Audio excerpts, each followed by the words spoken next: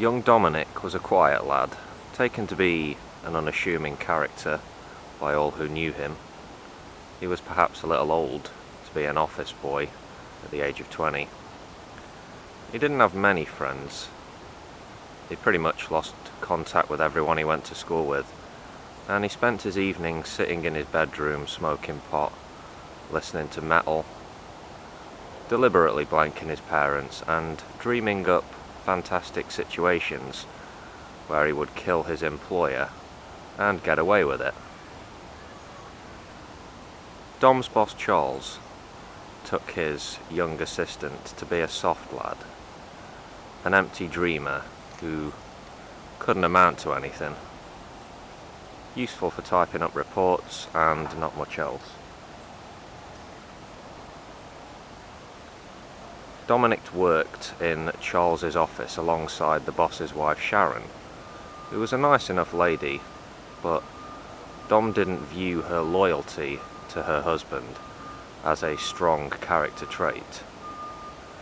Charles was a motor vehicle engineer by trade who now operated as a safety assessment inspector. He pulled in over 50 grand a year, which is just as well, as he liked to splash the cash. Frugal wasn't in Charles's vocabulary. Cocaine was, though. A £300 a week habit hadn't gone unnoticed by the missus. Charles couldn't have cared less what his wife thought about his drug use, or about anything else for that matter. He'd only given her a job in the office, so he wouldn't have to talk to the clients on the phone as much. In Charles's eyes, she was mostly good for nothing, and Charles rarely missed an opportunity to put her down in public. Charles was a victim, you see, a victim of other people's incompetence or mediocrity. Charles was the one with the talent and the charisma. The man truly believed that the sun shone out of his arse. Now Dominic was a tolerant sort. He could take a lot, and quite frankly, he had taken a massive amount of bullying and macho crap from old Charlie these last few months. Sometimes Charles would insinuate that Dom was gay, or that he'd never had a girlfriend, or that he was somehow retarded. He even said maybe Dom's mum and dad were brother and sister once in front of the whole office staff. A few sycophants had laughed, but on the whole people looked horrified. The boss had clearly been intoxicated. One Friday morning in late September, Charles had come in late to work and was looking more than a bit worse for wear.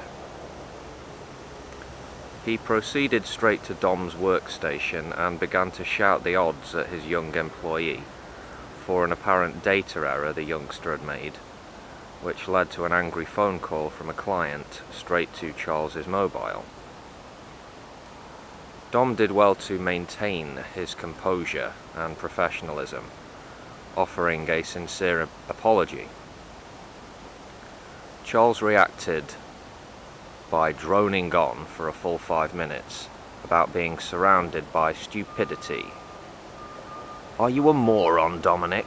Are you a fucking moron? It's not a rhetorical question, monkey boy. Why don't you go ahead and answer? No, you know what? By your actions, Skimbo, you've clearly shown that you are a moron. I don't know why I fucking bother. Give me strength. And with that, Charles stormed into his little side office and slammed the door behind him, rather theatrically. Sharon offered Dominic a sympathetic smile.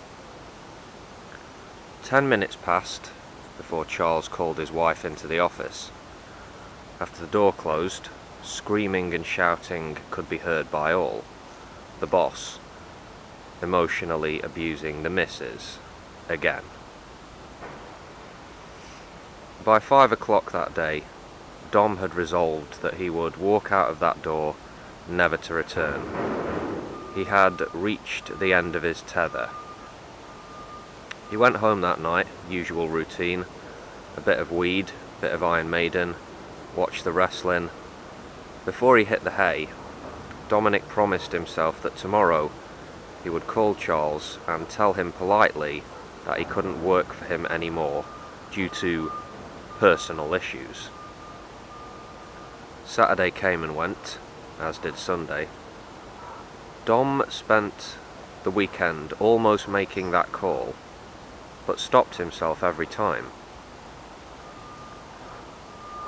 In a short space of time, the young man had become consumed by a desire to set things straight as he saw it. All of the bullying and deliberate attempts to humiliate. This could not go unanswered.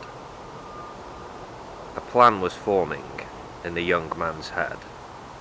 Charles needed to be put in his place, for his own sake, for Sharon's sake. Monday morning came around, and the plan had taken shape. However, Dom was now second-guessing himself. Am I really going to do this?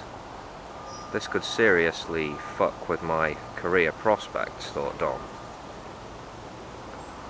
Sat at his desk at 9 a.m. He watched Charles strut in. Our office boy had decided. The tyrant must pay.